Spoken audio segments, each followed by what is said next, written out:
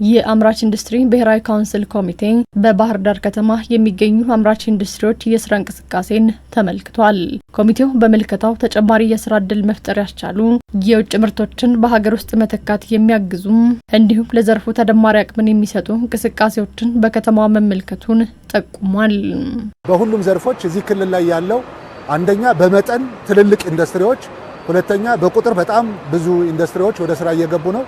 ሶስተኛው የማምረት አቅም አጠቃቀማቸው ከጊዜ ወደ ጊዜ እየተሻሻለ እንደሆነ አይተናል።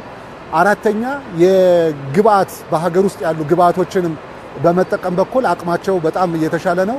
ወደ ውጭ የሚልኩትም የኤክስፖርት መጠን በጣም ከፍተኛ ለውጥ እያሳየ እንደሆነ አይተናል። በከተማ ውስጥ ያሉ ኢንዱስትሪዎች እያደረጉት ያለው እንቅስቃሴ ለከተማዋ እድገት መነቃቃት ከፍተኛ አስተዋጽኦ እያበረከቱ መሆኑን አይተናል። እነዚህ ኢንዱስትሪዎች በብዙ ቢሊዮን የሚቆጠር ገንዘብ ለመንግስት ገቢ የሚከፍሉ ናቸው።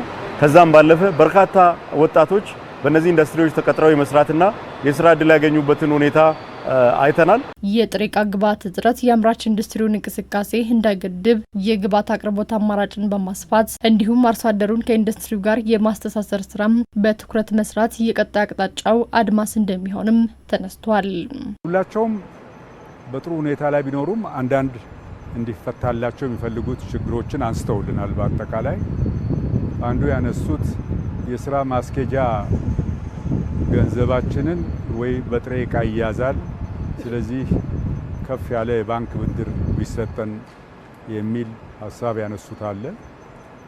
በተጨማሪ ደግሞ የኃይል መቆራረጥና የኃይል እጥረት ያጋጥመናል ብለዋል። ከጉምሩክ ስራዎች ጋር በተገናኘ ከፖሊሲ ጋር በተገናኘ ከተለያዩ የገበያና የግብይት ትስስር ጋር በተገናኘ በተሟላ አቅም ለማምረት የሚያስችላቸውን ጥሬ ዕቃዎችን እንዴት በምን አግባብ ማግኘት እንደሚገባቸው የሀገር ውስጥ ገበያ ትስስር በዚህ ደረጃ የፖሊሲ የህግ የአሰራር ድጋፎች ሊደረግላቸው እንደሚገቡ እያነሱ ነውና በጣም አስተማሪ ነገር ነው። እውነት ለመናገር እንደ ፋይናንስ አቅርቦት፣ የኃይል አማራጮችን ማስፋት ያሉ ተግባራት ለአምራች ኢንዱስትሪ ውጤታማነት አድራሽ መንገድ ተደርገው ይወሰዳሉ። ይህን ተከትሎም የአምራች ኢንዱስትሪ ብሔራዊ ካውንስል ኮሚቴም መቀመጫቸውን ባህር ዳር ያደረጉ አምራች ኢንዱስትሪዎች ወደፊት መጓዝ የሚችሉባቸውንና ተወዳዳሪነታቸውን ለማላቅ አጋዥ የሆኑ መደላድሎች እንዲፈጠሩላቸው ለማድረግም በትኩረት እንደሚሰራም ጠቁሟል። ለኢንዱስትሪዎቻችን የሚያስፈልገውን የምርት መጠን ለይተን አውቀን እቅድ ላይ ተመስርተን አርሶ አደሩንና ኢንዱስትሪያሊስቶቹን የማስተሳሰር ስራ በደንብ አጥብቀን ደግፈን መስራት እንዳለብን የሚያሳየን አካሄድ ነው የተገነዘብነውና ከዚህ ረገድ በአኩሪ አተር የተጀመረው ጅምር እንቅስቃሴ በጣም ጥሩ ነው።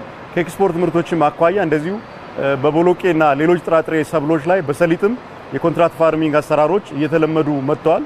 ያንን የህግ ኢንፎርስመንቱን ጨምረንበት አጠናክረን መሄድ የምንችል ከሆነ ኢትዮጵያ በግብርና ምርቶች ብቻ ሳይሆን የግብርና ምርቶቿን እሴት ጨምራበት በሀገር ውስጥም ሆነ በዓለም አቀፍ ገበያ ተወዳዳሪ መሆን በሚያስችል መልኩ ማቅረብ እንደምንችል በተጨባጭ አይተናል ማለት ነው። ኢንዱስትሪ ሚኒስቴር በሀገር አቀፍ ደረጃ ያሉ ኢንዱስትሪዎችን የማምረት አቅም በማሳደግ የተኪ ምርቶች አድማስን በማስፋት ረገድ በሰራቸው ስራዎችም ውጤት መገኘቱ የተነሳ ሲሆን ለዚህም ለአምራች ኢንዱስትሪ እንቅስቃሴ አመቺ ተደርገው የተቀረጹ ፖሊሲና ስትራቴጂዎች ከፍተኛ ሚናን መጫወታቸውም ተመላክቷል።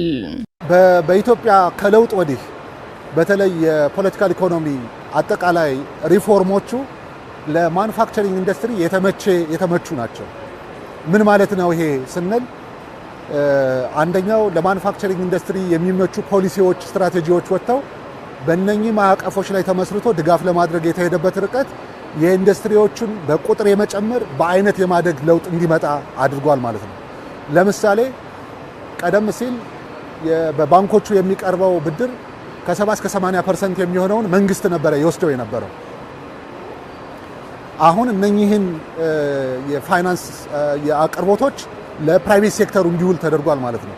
ፕራይቬት ሴክተሩ ያሰበውን ሀሳብ ወደ መሬት ሊያወርድ የሚችልበት የብድር አቅርቦት፣ የፋይናንስ አቅርቦት ከተመቻቸለት በጣም ብዙ ኢንዱስትሪዎች አዳዲስ ፈጠራ እየጨመሩ በኢትዮጵያ የመስፋፋት እድል እንዲያገኙ ያደርጋል ማለት ነው።